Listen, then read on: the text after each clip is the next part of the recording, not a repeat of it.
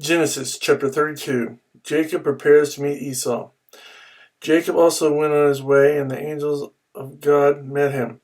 When Jacob saw them, he said, "This is the camp of God." So he named that place Mahanaim. Jacob sent messengers ahead of him to his brother Esau in the land of Seir, the country of Edom. He instructed them, "This is what you are to say to your master, Esau. Your servant Jacob says, I have been staying with Laban and have remained there till now. I have cattle and donkeys, sheep and goats, men servants and maidservants. Now I am sending this message to my Lord, that I may find favor in your eyes."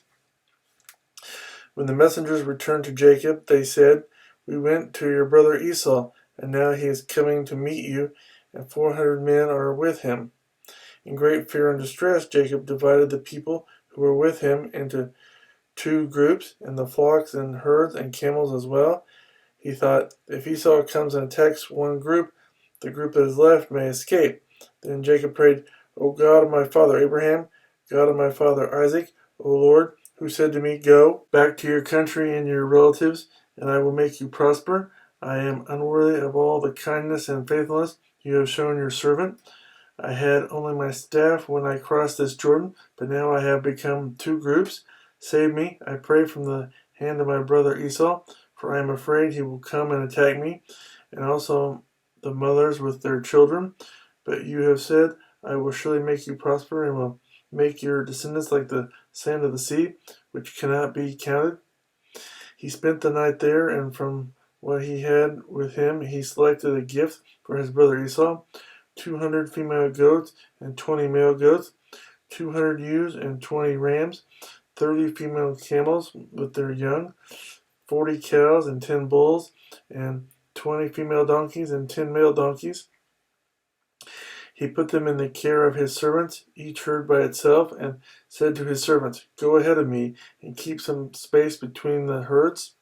He instructed the one in the lead, "When my brother Esau meets you and asks, 'To whom do you belong, and where are you going, and who owns all these animals in front of you?' then you are to say, 'They belong to your servant Jacob. They are a gift sent to my lord Esau, and he is coming behind us.'"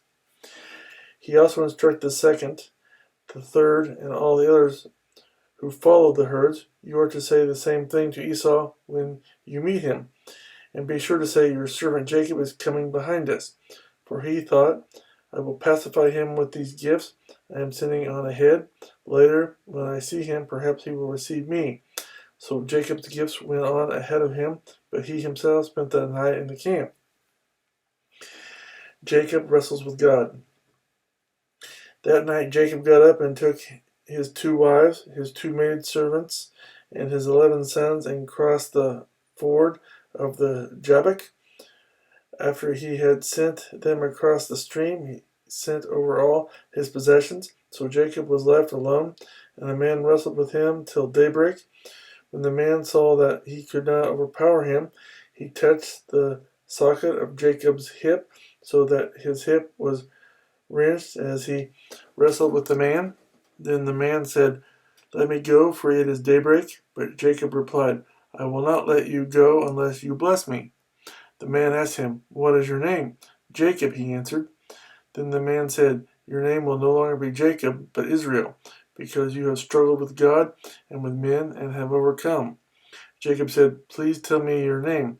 But he replied, "Why do you ask my name?" Then he blessed him there. So Jacob called the place Peniel, saying, "It is because I saw God's face to face, and yet my life was spared." The sun arose above him as he passed Peniel, and he was limping because of his hip. Therefore, to this day, the Israelites do not eat the tendon attached to the socket of the hip, because the socket of Jacob's hip was touched near the tendon.